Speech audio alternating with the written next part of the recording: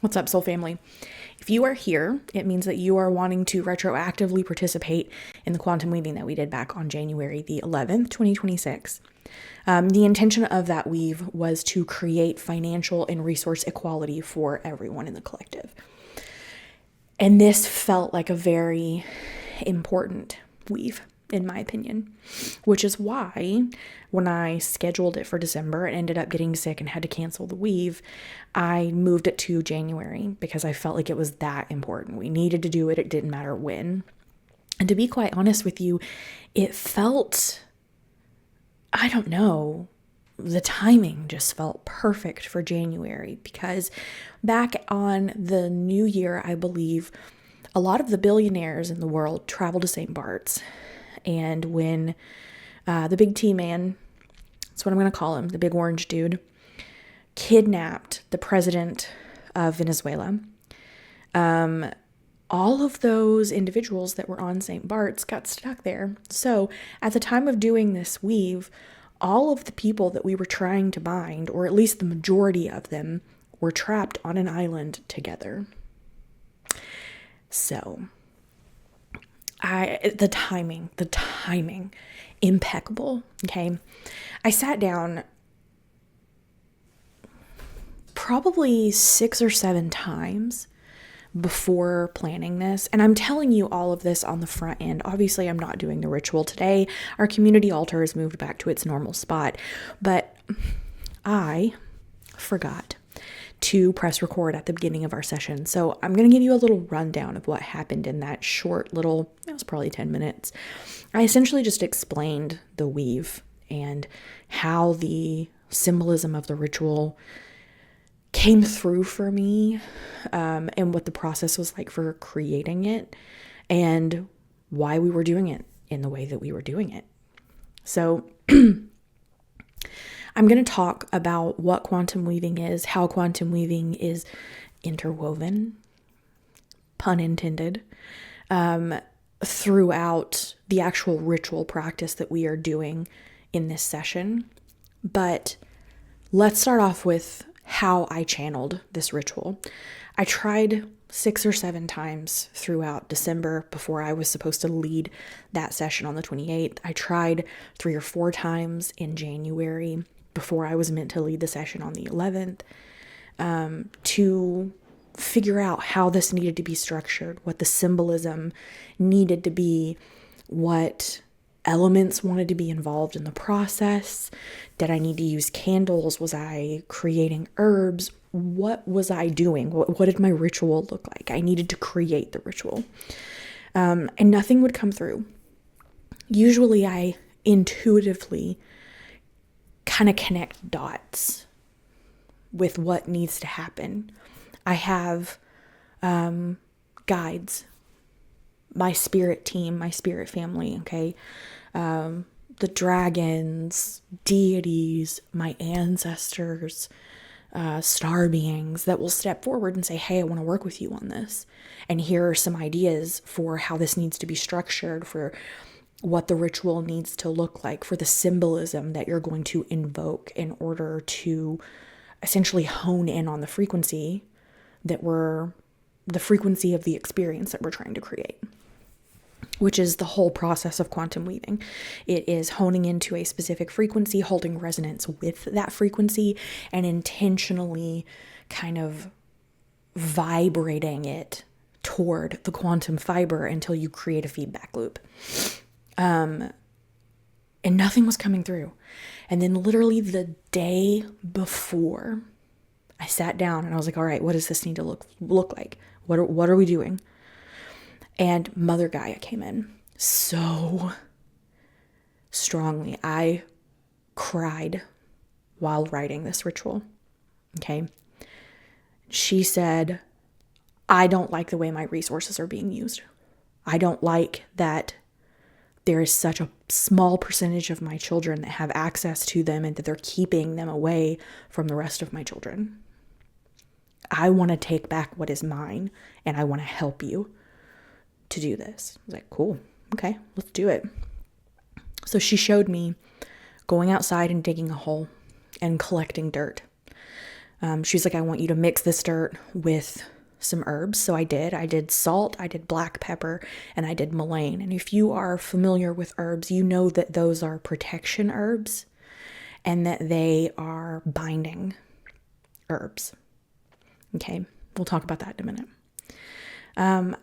She was like, I then want you to take a green chime candle, which is just the smaller candles that you see a lot of witches, magical practitioners use within their spell work. And I want you to build a mound with the mud, mix a little bit of water into it. The water was essentially supposed to represent the creation of fluidity within these resources that have been held very, very tightly controlled, solidified, right? So that they could not be dispersed in the way that they needed to be. We are creating fluidity within that energy so that it can be transferred to the collective. And so we're going to pack that earth around the candle. And she got me to build it up about half, maybe a little more than halfway up the candle.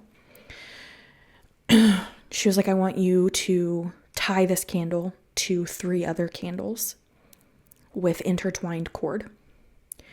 Now what that means is that I looped cord, or I wrapped cord, 2 cords around one another. One of them was green. This symbolizes the transference of those resources, of that financial abundance. And the other one was black. Because Mother Gaia and I both agreed that these individuals are using energetic manipulation, okay, quantum weaving, magic, whatever you want to call it, to create a monopoly on the finances and resources in question. And so something that was really, really important in the creation of this practice was making sure that everyone involved was very heavily protected. And you'll see that in the ritual. I filmed the entirety of the ritual. I started it at the very beginning. So you will see that in the ritual. So she said, I want you to then, wrap those cords around one another, tie one end to this green candle meant to represent the 1%. And then I want you to wrap this cord around these 3 candles, and they are meant to represent the collective and the energy that is being transferred over.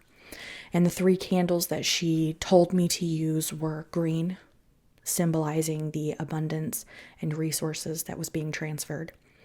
Red, to symbolize this not only being energetic, but something that is going to physically manifest within our reality. And black, again, for protection. So I did that.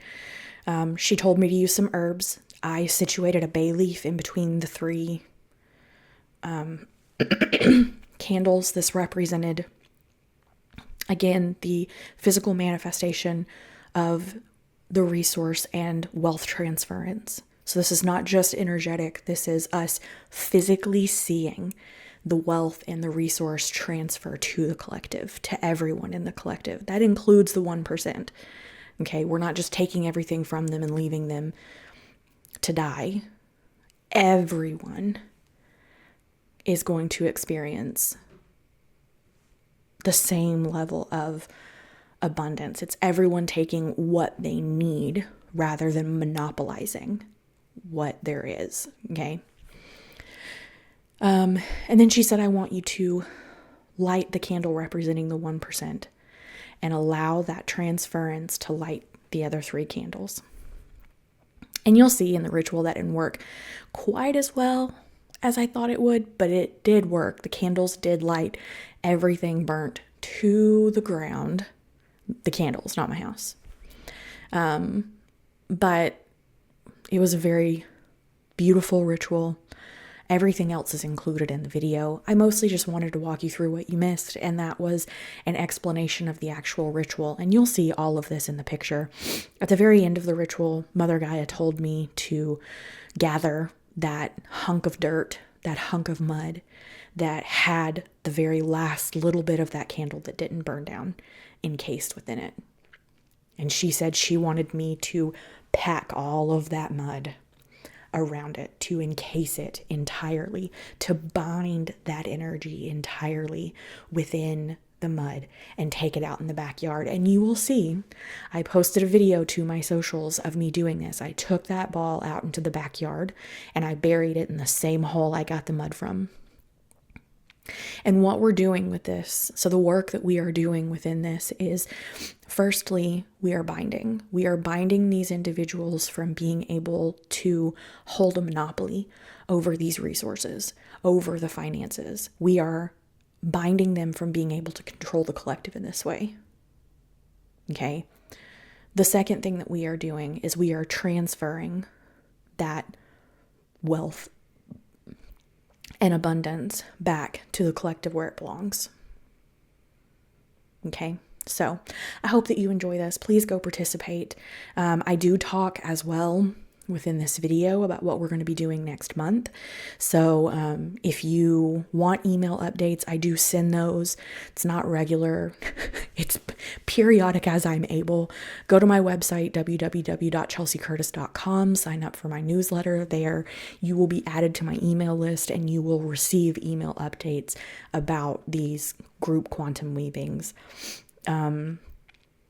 But I talk more. We're going to be focusing on unity consciousness in February. And yeah, enjoy the rest of the session. I love you guys so much and thank you for being here. Mwah.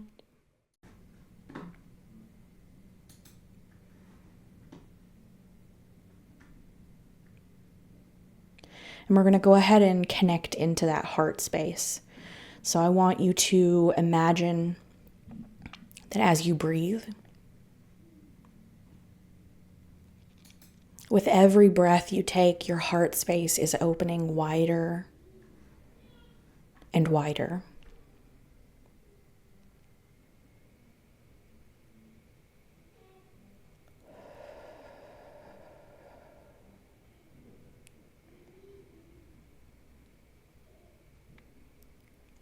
Now at this point, I want you to go ahead and invite into this space with all of us to help us with this work, your spirit family, and this is whoever you work with in your practice, deities, guides, angels, star beings, whoever it is. Invite them here to assist us with this work.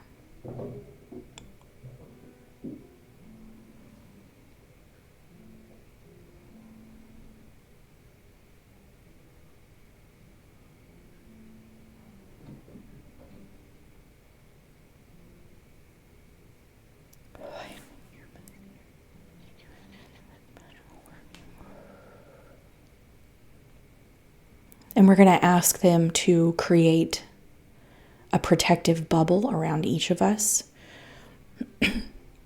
So if you could just ask them to protect you, to protect all of us as we do this working.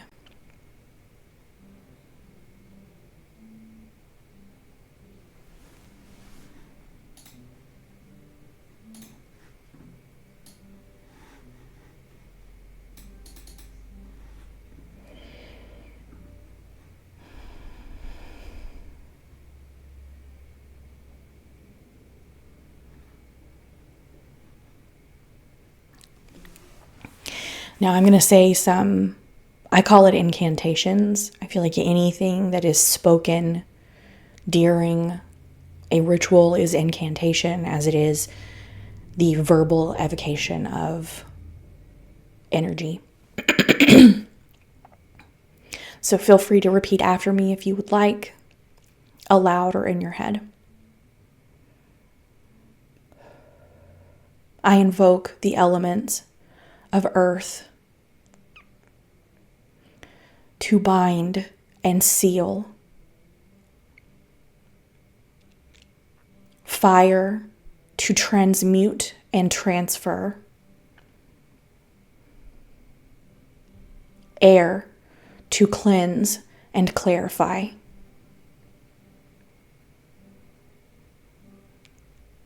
and water to create flow within that which has been blocked for too long.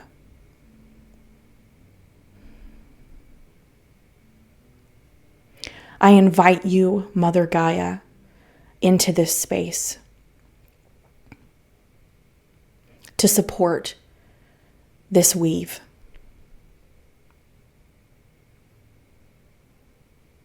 I invite you, Father Sky, into this space to support this weave.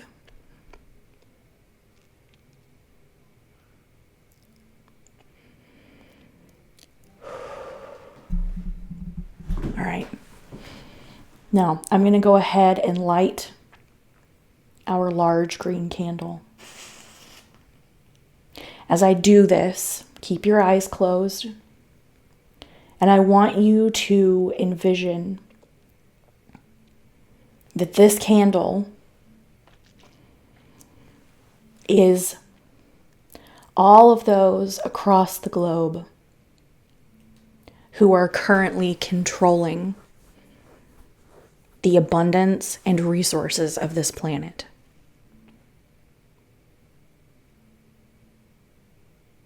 And that flame is the energy of that which they are holding for themselves.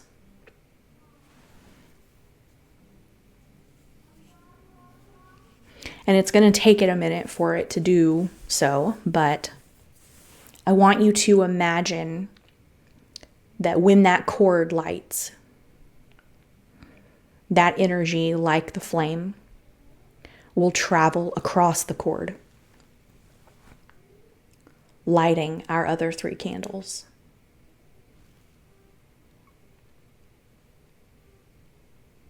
And I want you to imagine the flame of those candles burning big and bright and strongly.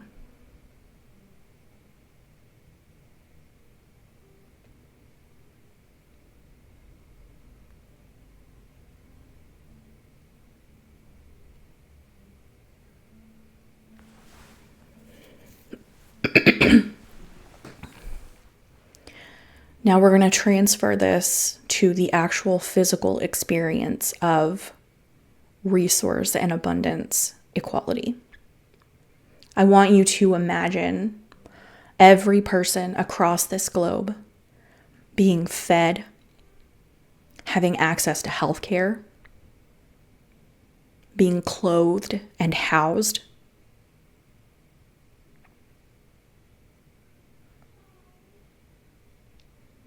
and whatever emotions arise in you as you envision that experience, I want you to focus on those emotions. Now, what we're doing is we are connecting to a version of us that is already living in a collective that is having that experience. And through that emotion, we are experiencing their frequency, and thus the frequency of their experience.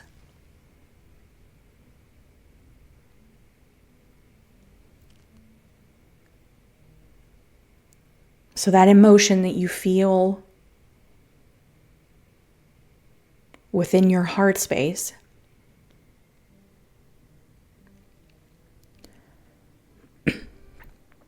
is now being intentionally broadcast to our physical reality.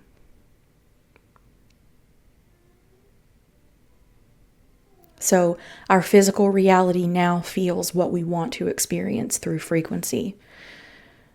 So we're now going to tell it what that experience looks like. Just repeat after me. The entire Earth Collective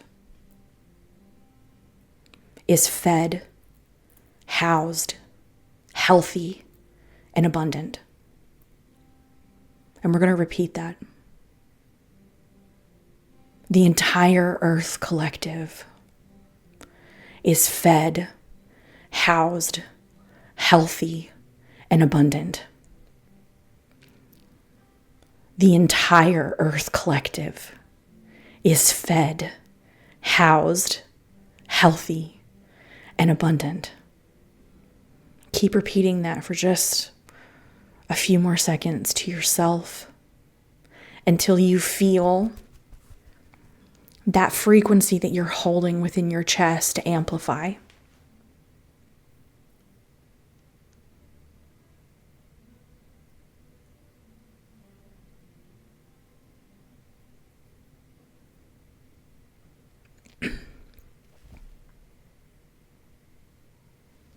Once you feel that amplification,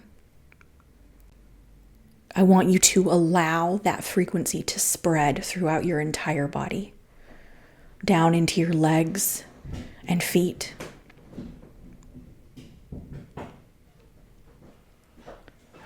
into your arms and your hands, up into your head, and hold that for just a moment.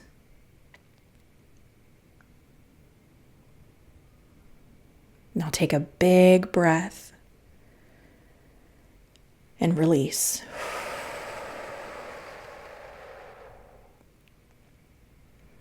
And this part can feel really intense. So if you need to shake to release, if you need to cry, if you need to scream, whatever you need to do.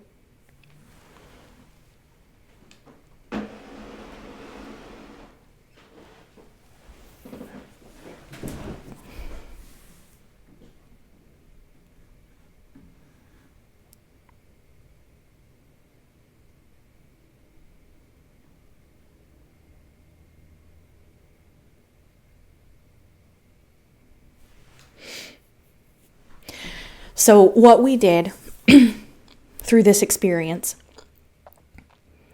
is we created a symbolic representation physically of the energetic work that we would be doing.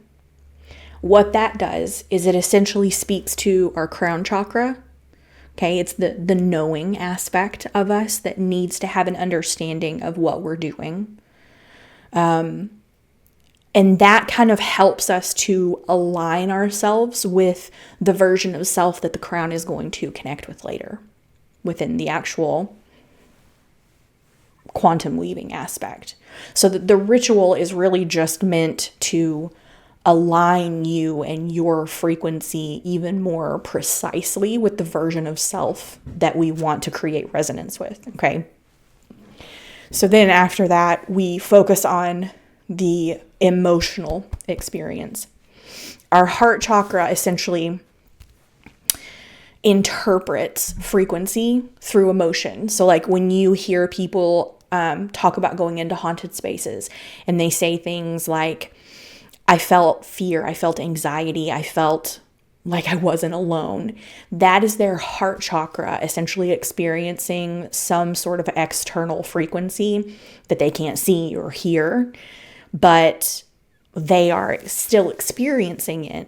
Okay. Now, if they have developed psychic senses as well, then that frequency is being received by the entirety of the chakra system and is thus being interpreted as different types of normal sensory input. So they might hear things, okay, with their throat chakra. They might see things through their third eye. They might have that clear cognizant knowing that there is someone else in the room or even information about them through the crown chakra. And so the same thing happens within our quantum weaving. We are clairsentiently connecting with that version of self, which allows us to hold resonance, so to match the frequency. We then broadcast that frequency by opening the heart chakra, which gives us an intentional mirroring. So essentially, we broadcast the frequency we want to experience, the version of self we want to experience. And the quantum fiber, which is the energetic makeup of literally every single thing in the universe, it creates our physical reality, and all of the experiences of our physical reality begins to receive that, as it always is. We're just intentionally broadcasting, right? And then it begins to restructure, reorganize. recreate the physical reality experience that we want to have. So, that at the very end, that amplification, that's how you can tell that what I call a feedback loop has been created. So we broadcast the frequency, it mirrors it back. And so there's like an amplification that takes place. And it can feel very intense because we're essentially connecting to a version of self that has gone through an alignment process that we haven't yet done yet. So that is what we did with this. It's always best if you're trying to create a collective experience to gather as a group, because obviously it's a group experience. So the more of us that kind of gather together and say, I will this into reality, the greater the shift that we create. Okay. And I'm going to let this go. It's going to take a little bit. We're not logging off or anything. We usually just kind of do our ritual and then we talk for a little bit, and just kind of shoot the shit and, talk about what the experience was in the weave. A lot of times people will have visualizations. Again, you're connecting with a version of self. And so when that frequency is felt, especially the very end, when you allow it to spread throughout your body, it is coming into contact with your entire chakra system. And so each of our chakras interprets energy as a psychic sense. So we talked about the top three. You also have the solar plexus chakra is kind of the processing center of all of your psychic abilities. And then the sacral chakra is clear gustance, clear taste. And the root chakra is clear, which one am I missing? Clear smell, salience. Could not think of it. Is clear salience, which is clear smell. So a lot of times we will have very heavy psychic experiences, either with the reality we're creating or with the version of self we're connecting with, or we will just within that moment receive some sort of message from one of the entities that's coming in to help us with the work. Oh, we have cord lightage. So, does anybody want to share their experiences? Yeah, I'd like to. Go for it. So I work with Mother Mary, and she came in and was holding each of us like a baby. And I started crying because I felt her emotion, like her protective emotion. So it felt like strong mother energy coming in. And in addition to what we were chanting or saying, I added safety to like, so each of us can have safety for all the crap going on right now. I love that.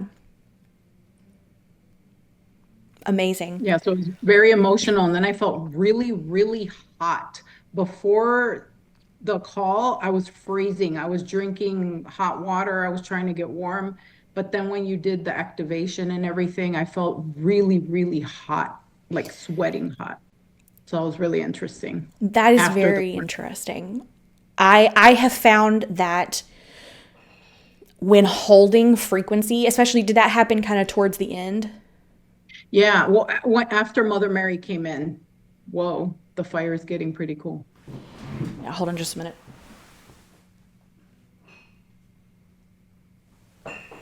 Making sure we have it situated that our candles will light. But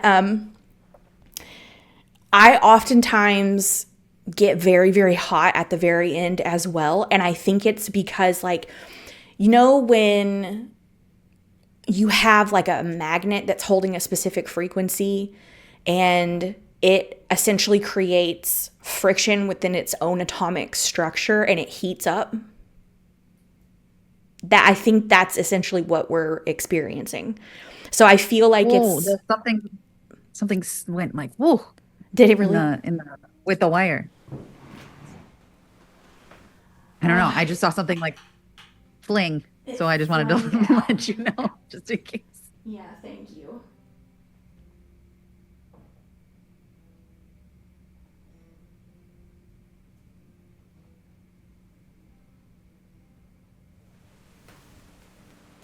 We'll see how that does.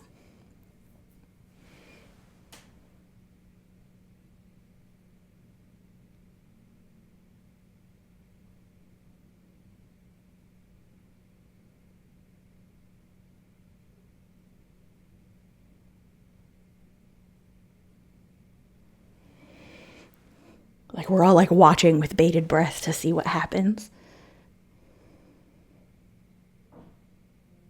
Candle magic for me is like a lifestyle. Yeah, I feel that. I just love burning things. I'm an Aries Legitimately. sun, and so like pretty much the entirety of my weaving practice has been like burning herbs, burning candles, all of the things.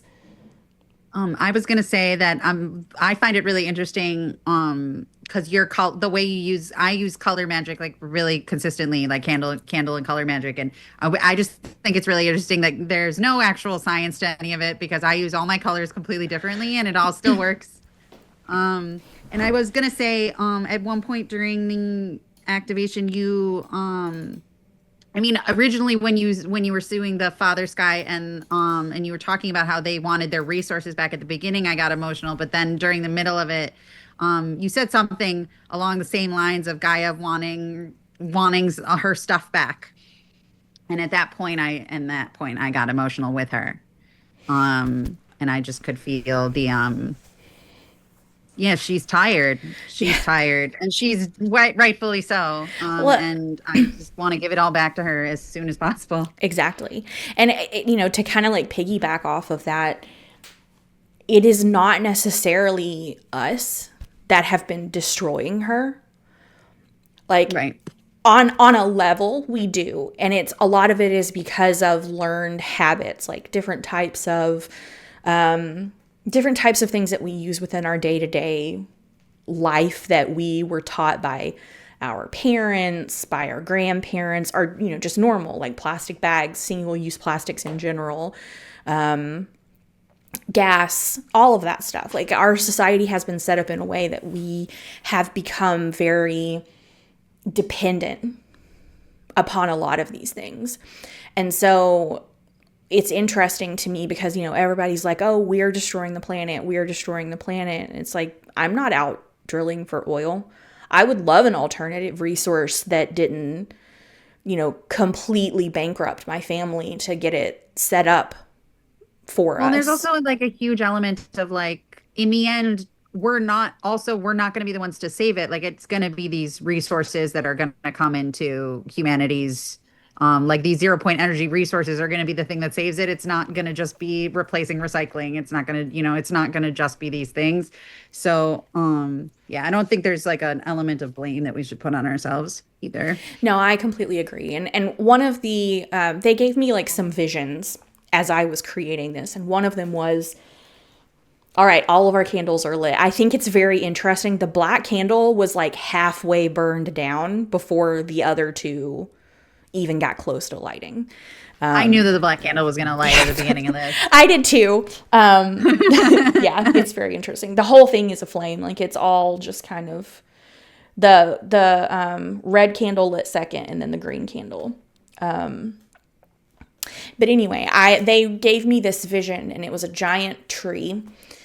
And there were people that were coming up to the tree with baskets, and they were picking fruit and just kind of, filling their basket what they needed, and then they would take it home. And then this really wealthy gentleman backed a truck up and essentially just started like picking all of the stuff and then started selling it. And like that is essentially what has happened, is that these people that have more money and resources to create a monopoly over a lot of the resources in the world have taken more than they needed so that they can surcharge the rest of us. What they have kind of told me is that in the future, oh, those candles are eviscerated. They're done. Cool. But what they've told me is essentially we're moving into a reality where we are experiencing, there is no super wealthy person that's going to be pulling up to the tree and taking resources from everyone. It is everyone taking from, I'm burping as I say that, which means I'm channeling, everyone kind of taking what they need to take care of themselves, to take care of their family. And it's not even like stockpiling. Like we've experienced people who will buy up just large amounts of certain types of resources. And it's not even because they want to sell it. It's just because they are in that mentality of lack and feel that they need to stockpile for themselves just in case, there's a shortage or something of that nature. And it's everyone just being of the mentality, or I guess releasing the lack mentality, going through the work of releasing the lack mentality so that we are only taking what is needed, knowing that there will be more available when more is needed. Well, all of this is survival. This is the big thing that I always pull through about money in general is that like we're complete like we the way that we think about literally everything as a society is a survival mentality. Like we all think there's a limit, we all think that there's an end to whatever, and in the moment we collectively decide that that is no longer true, there is no limit to any of it. There, I mean, that it's just about us meeting that resonant frequency and being able to hold that as a collective. And I think we're getting there. It's slow. It's really hard. It I think is. this is the hardest thing that we as humans are moving through, in Agreed. honesty. Agreed. Well, because we're breaking generational cycles with this kind of work that have existed for thousands of years. Like this is not just generational cycles that were existed with your great great grandma who, experienced this trauma in her childhood. This is like, I Well, mean, that's not even pulling in the like multidimensional aspect of it. That's like we're only thinking of it in our human perspective, but we have bodies all over the place in all different dimensions and all different places that have different traumas related to lack, exactly. that we can't even, like as humans fathom. So it's definitely just about the energies. Exactly.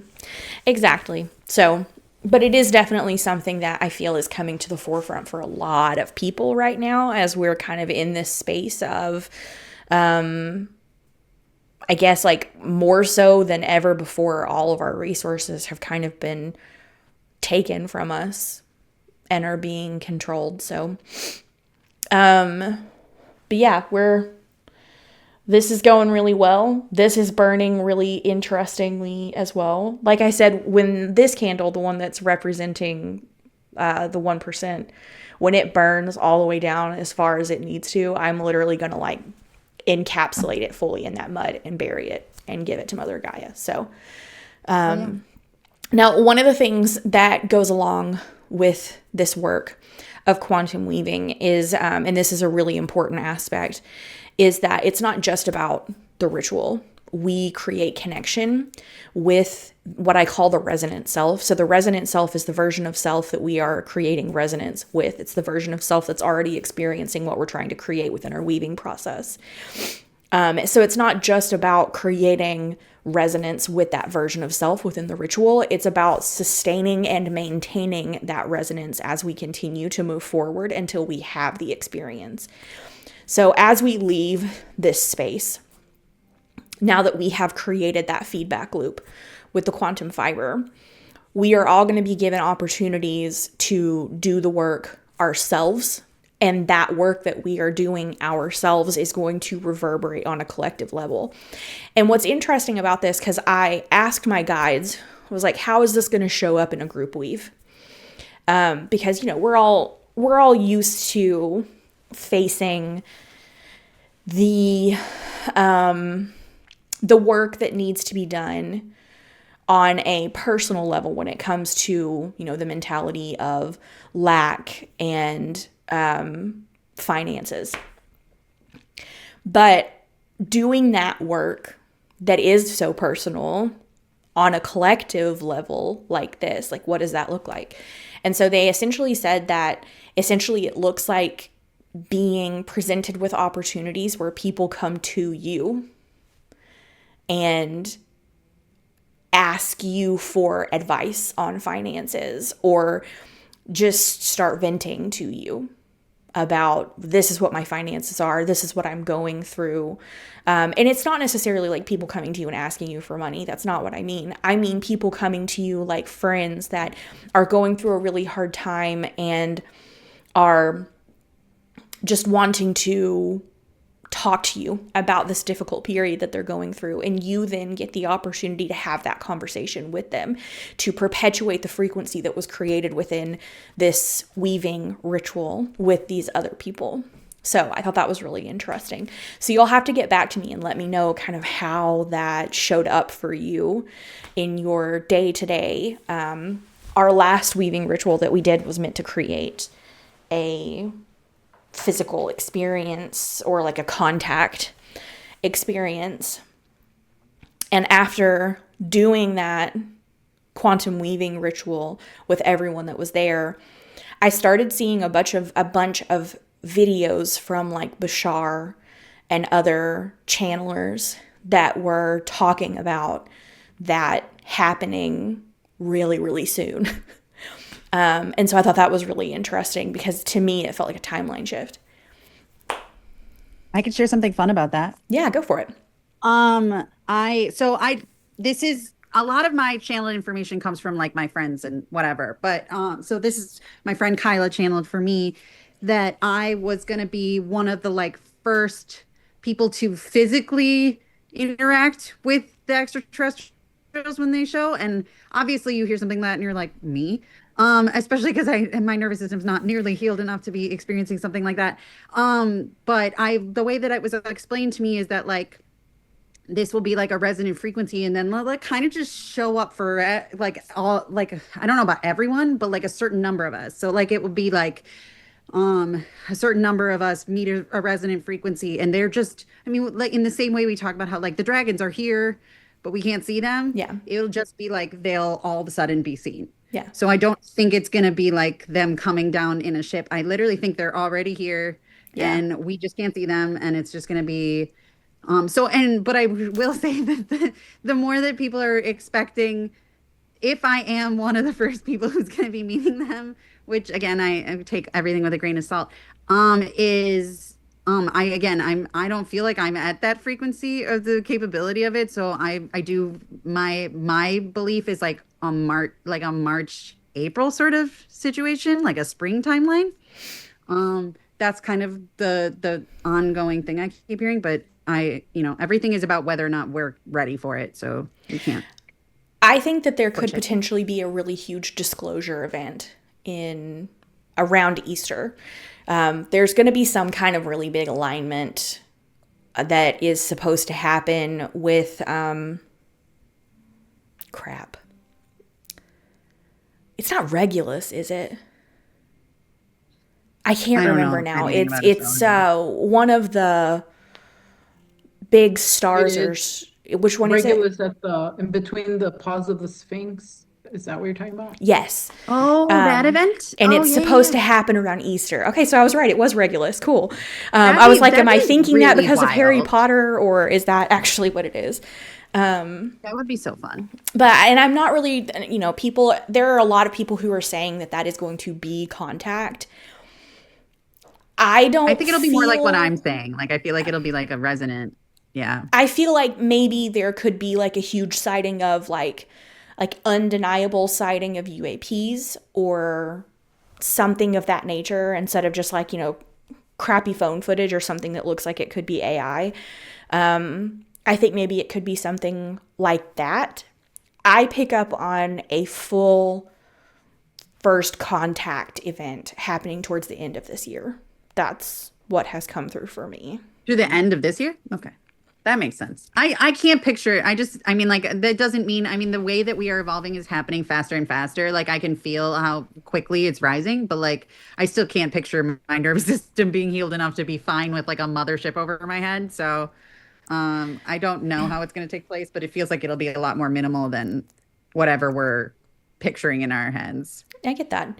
And it's interesting because, and I shared this in the last call too, but I feel like there are a lot of people here who weren't there then.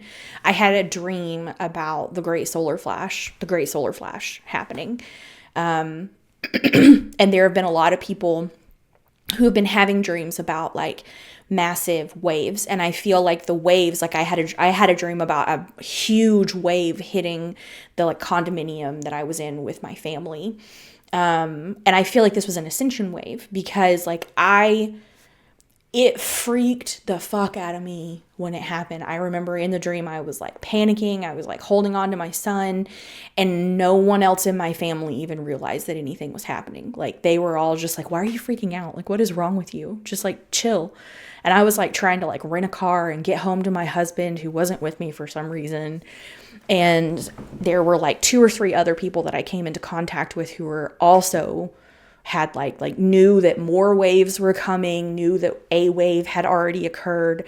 There was no structural damage to the hotel that we were in, and I feel like we were on like the 18th floor, and if a tsunami hit us on the 18th floor, I feel like the whole hotel would have probably come down. But I've also had a dream about this wave hitting, and like another dream that happened earlier. And I went out, so I was like in this house, and I went outside, and there were all these like fairies on the outside of the screened in porch. And I like walked up to them, and I was like, oh my God, I can see you. And they were like, yeah, they called it the Great Solar Flash. The Great Solar Flash has happened. And so, this amount of humanity is now at a frequency where they can experience all of the different entities, energy, spirits, and beings that were outside of that detectable audio and light spectrum frequency. And so I started like looking around in the sky, and I could see like a bunch of UFOs that were congregated over a city over here. I could see like cryptids walking through the woods. I saw a dragon fly through the sky. Like, it was, and then of course, like there was a bunch of different reactions that were being had by many different groups of people. There were some of them, like the super religious parts, were stockpiling and gathering together in churches, and it was just very fear-based. And then there were some people who were just kind of like, yep, this was on my bingo card, the end of the year, like just kind of throwing their hands up in the air. They didn't know what was happening, but they also, like, there was no fear. Like, they just did not care. And then there were those of us who kind of like have been waiting for this for a very long time, right? And we were all kind of like, clinking champagne glasses together and just kind of like rejoicing that we had like stepped into this new frequency of existence. And so I very strongly feel that that's going to be what this looks like. When I woke up, my guides were like, we wanted to let you see what this experience was going to be so you can share it with people. So I literally tell everyone that will listen. I love that. I'm glad to hear it. So I want it to be a big event. So. Oh, I do too. Agreed. I mean, I think it's going to be an incredibly massive event. I just think I just fear as of right now, I think we'd blow everything up. So like, I mean, the one guy who showed up last year, they blew him up. I mean, the whole helicopter thing that happened last year. Do you guys remember that? Oh, with the egg? Yeah, with the egg guy. Okay. And so, I mean, like, if that was on a grand scale, I don't know. I worry about it. As a human watching other humans do the things humans are doing. Yeah, as a human watching humans do human things. Yeah, I get that. But I also, like, there is an aspect of this that has a very large non-human component to it. And so, like, I think that we think that everything hinges on us. And don't get me wrong, a lot of it does hinge on us and our decisions and how we move forward from here. But there is also a very large aspect of it that these beings want for us to consciously evolve so fucking bad. And it's not because they're like looking at us. Well, and it's not that they're looking at us like, we just want this for you. They want it for them too. Like, we are literally a linchpin that is keeping not just our solar system, but every other solar system in the galaxy pinned down to this third dimensional frequency. And if we don't consciously evolve or move into higher states of being, they don't get to continue their evolutionary process as well. And so we're like, what happens with us next? It's like literally everyone in the whole universe is tuned into the Earth show right now because they want to see, like, are we going to get to move? Are we going to get to continue rising in dimensional frequencies? So We Yeah. do. We do. We've done it. We're Yeah. already doing it. We're just remembering that we've already done it. Yeah, exactly. So, yeah, I think 2026 is going to be an incredibly interesting year. I think 2026 is going to be setting the stage for what's going to happen in 2027, which is why I do think that there are going to be some huge disclosure events. I think there's going to be a set of people like you're talking about that actually do move into that higher state of being, that begin having those experiences, and they're essentially setting the stage for the rest of us to step into that experience.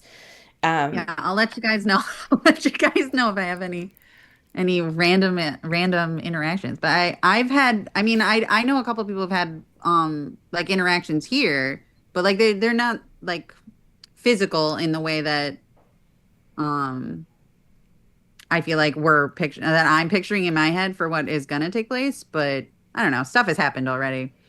Well, right now, it's just that we can't physically detect the frequency of these beings in the way that we think that we can.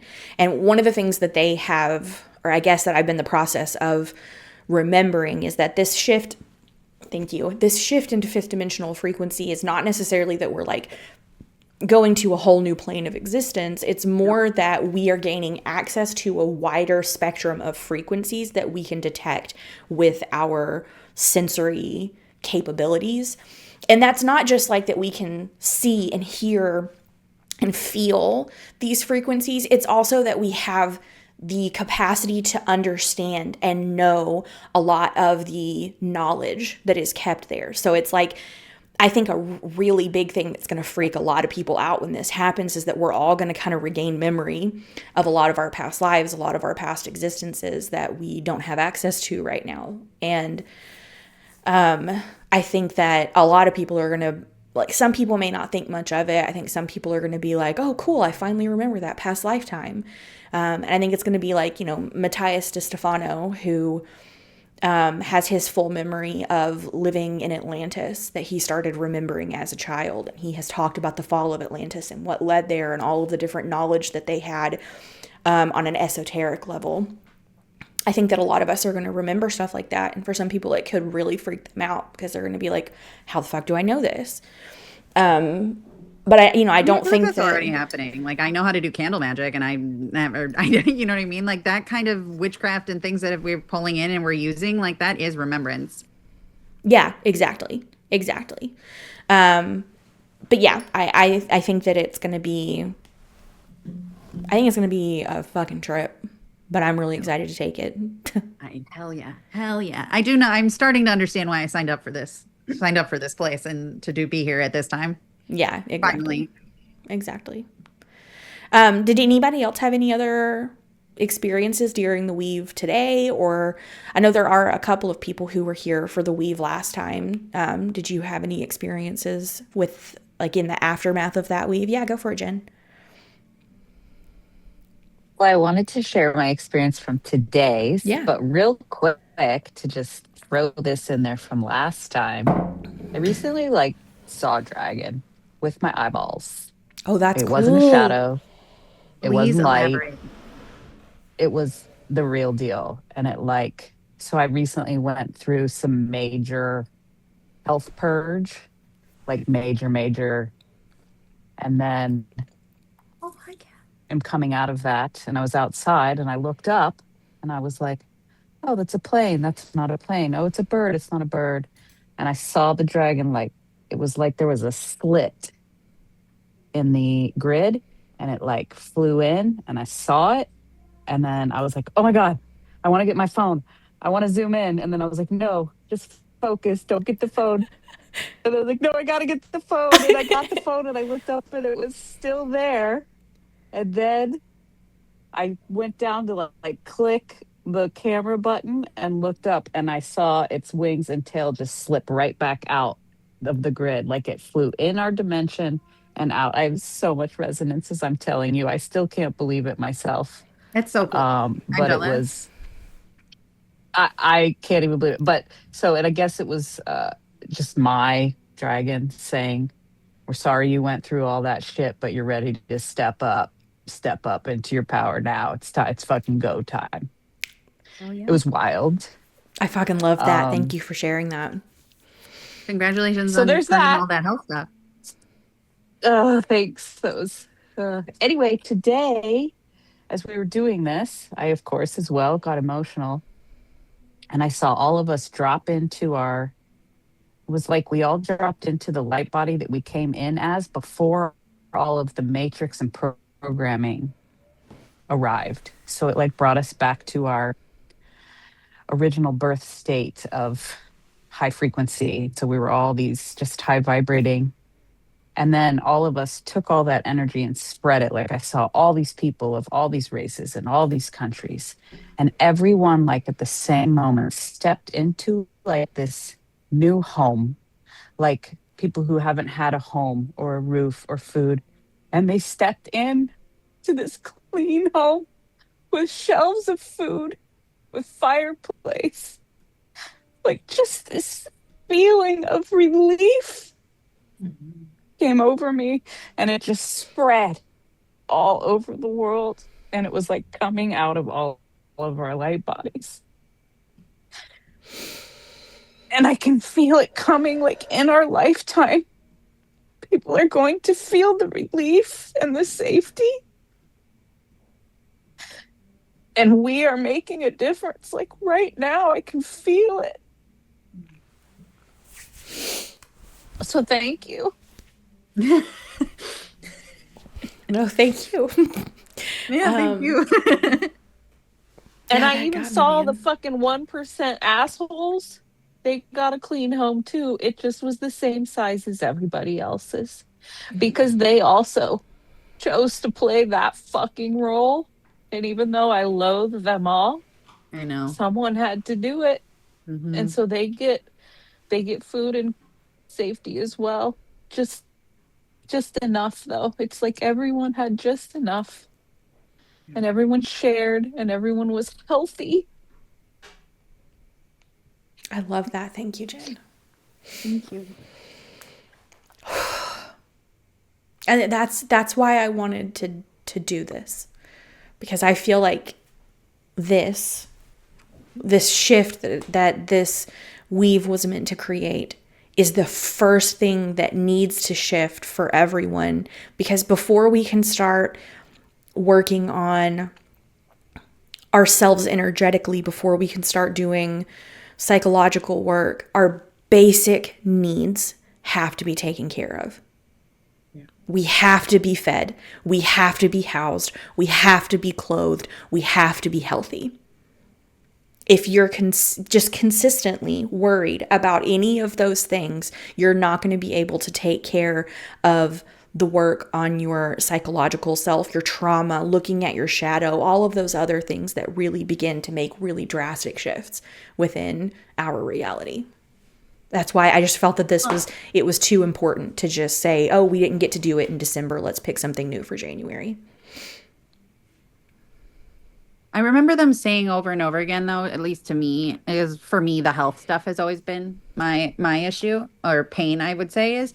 And they always say to me that the physical body, like the physical stuff comes last. Like all the energetics lead to the physical body last. And like that's literally the most annoying answer I could get from it all. But so I think that there's a little bit of a, I mean, it's going out of order is kind of the point, I think. I don't think we have like a set pathway, or I don't know. I don't know what I'm trying to say. Did anybody else have any experiences that they wanted to share?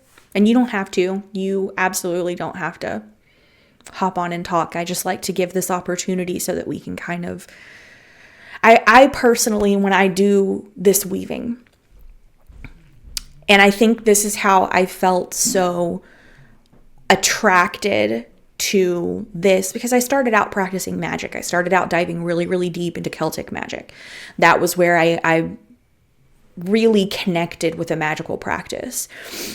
And then I started realizing that what I was doing, what I was creating, there were certain aspects that the Celtic tradition didn't, like certain experiences that I was having.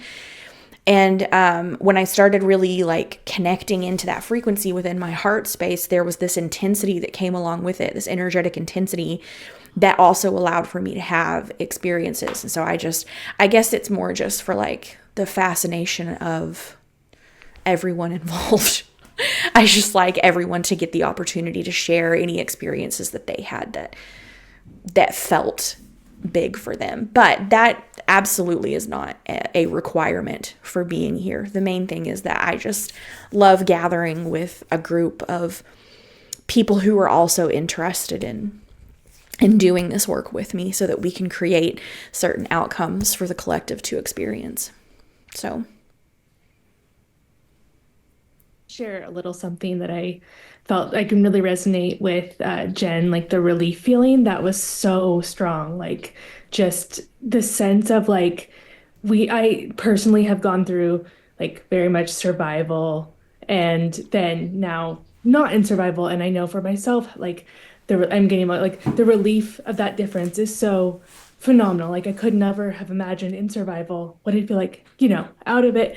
And feeling that for like on a collective level was so powerful in my body. Like that sense of, and we just still have no idea, even if you personally aren't, like I'm personally not in survival, but like the collective energy of survival, like us all being out of that, how powerful that will be, and like what a different world. I love that. Thank you, Lisa. And like, to be honest with you, like that's what I, like that feeling is what I mean when I say that we have to move out of like survival and move into a state of thrive before we are able to take care of the bigger mental issues and healing. Because most of us we're just trying to eat. And we're trying to take care of ourselves, and we're trying to take care of our kids, and we're trying to do the absolute bare minimum to continue existing in this lifetime. And that is taking up all of our cognitive ability. And so once we move into a space of, like you said, experiencing that relief, I think first of all, there's going to be a lot of us who just don't know what to do with ourselves.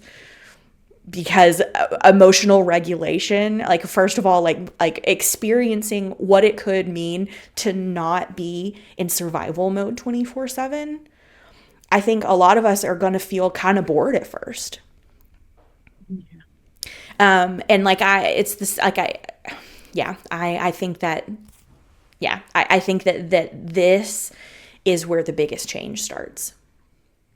And Kat, I see that you raised your hand. Jump in. Go for it, babe. Hi, the connection's too crap to have the video going, but I just wanted to add, like, I also had the relief feeling, but I felt tremendous joy.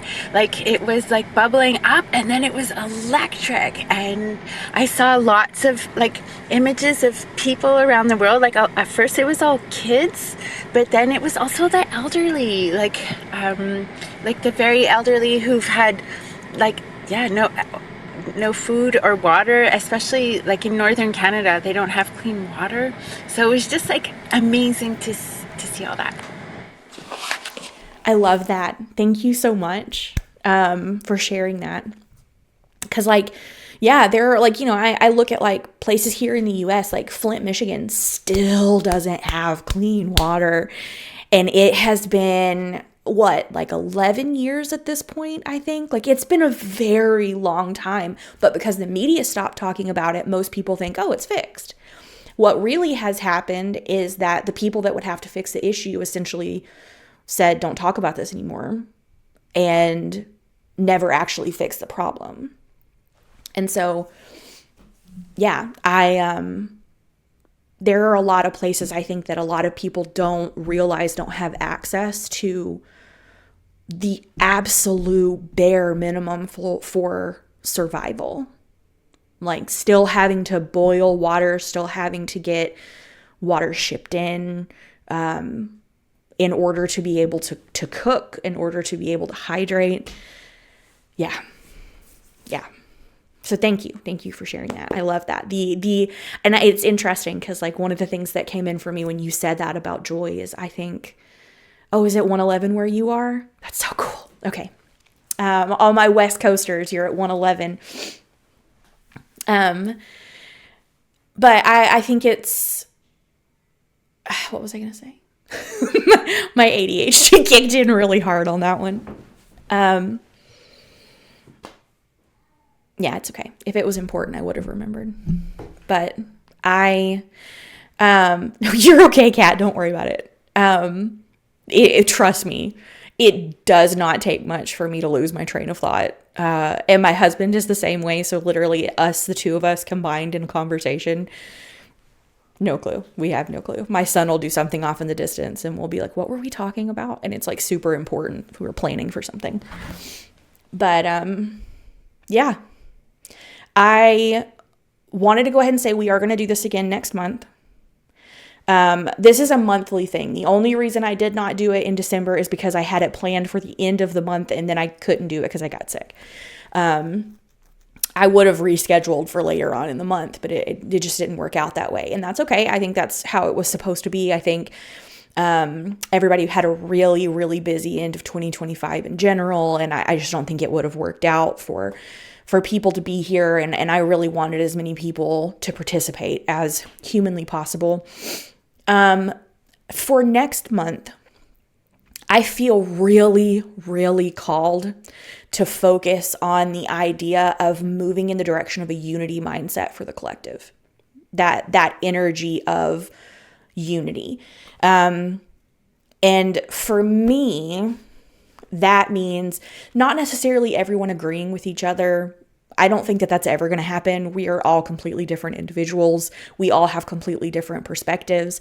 I have a really good friend one time who was talking about what perspectives are, like from like the base level. And she was like, if you had an elephant, okay, really large animal, you had a bunch of people in a circle around it. And the person at the butt was trying to decide, or was trying to describe what the elephant looked like to the person who was looking at the face. They're going to say two completely different things. They're still talking about the same animal, but they're viewing it from two completely different perspectives. And it's very different for them to see each other's perspective. But one thing that we can agree on is that we're both looking at an elephant. And so, I want to focus on unity mindset, which I feel is moving us in the direction of saying it's okay that we disagree. It's okay that we do things differently. It's okay that, it's okay that we say, like, from a friendship perspective, maybe what the two people want in a friendship doesn't add up. And you just say, okay, that's fine. Like, I don't dislike you. I don't, it's not that I don't want to be around you. It's just that we can't provide for one another what each other needs.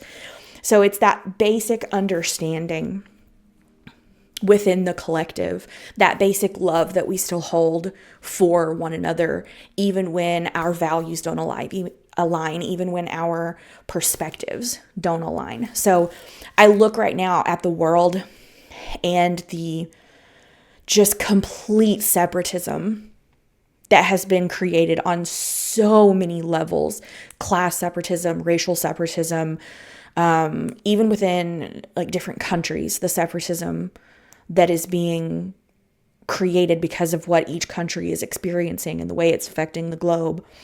And I feel like all of us gathering together and bring friends, bring friends, because, as I've said before, the more of us that create this frequency of change, the greater the change is going to be experienced on a collective level. So that's going to be our focus for next month.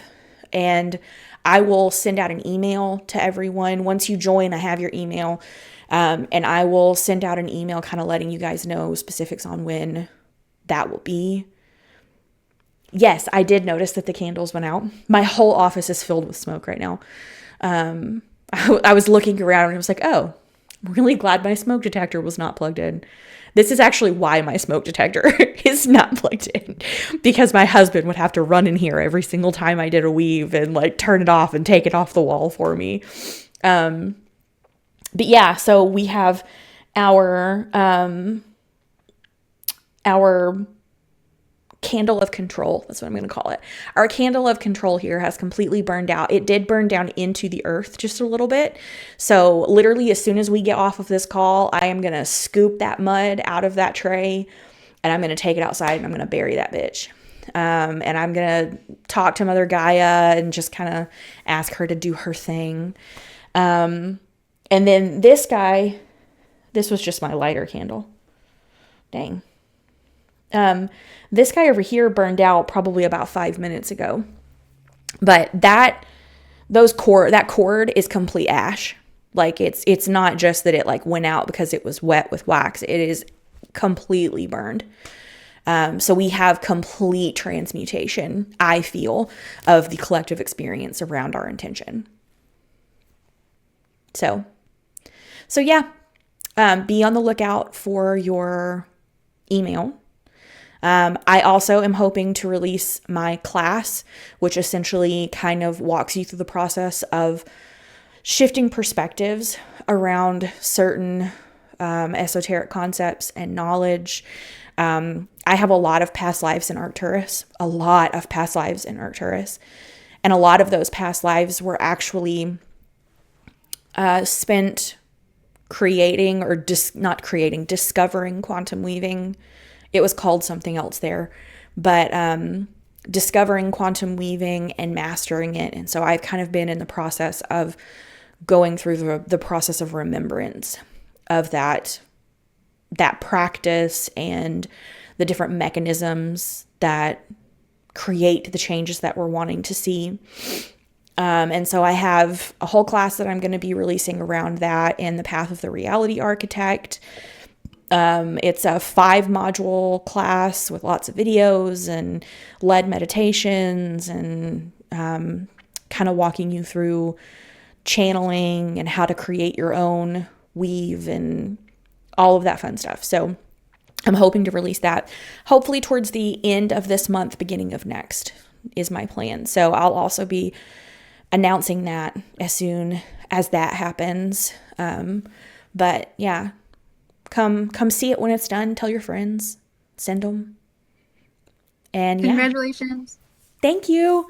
I'm so excited. I feel like this is one of those things that I've been like pouring everything into. And now that I can see the finish line, I'm like, oh, this is not real, is it? This doesn't feel real. There's still, and of course my Virgo moon is over here going, well, I mean, we can fix this and we can fix this. And there's still this other thing, like, do you want to just re-record everything? And I'm like, no, sit down, chill the fuck out. My Aries sun is like, no, just release it. It's good. It's fine. Don't worry about it. So I'm really excited about it though. I'm really excited about it. It feels like one of those big things that like, oh, I was meant to do this. Like I was meant to be here to birth this. So I'm very excited. But yeah. Does anybody have anything else they want to share, ask, say? The floor is yours.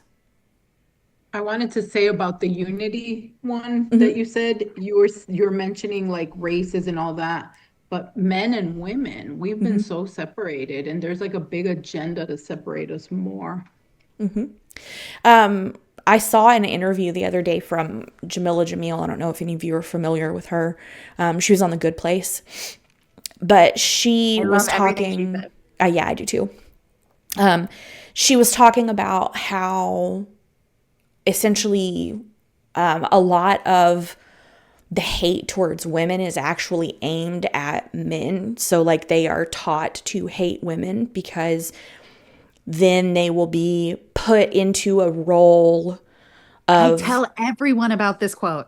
Yeah, I tell legitimately everyone I meet. I love it because essentially what she says is that like men are taught to hate women because then they are essentially put into a sense of superiority over women, because then if they feel like they're better than women, they don't have a problem working and exerting themselves energetically in the capacity that society wants for them to, or the people that are in charge. Right. It was about how like if you're constantly told like don't throw like a girl, don't blah blah blah like a girl, like, of course, you're going to develop this disdain for women because you are being told that being like that is wrong. Yeah.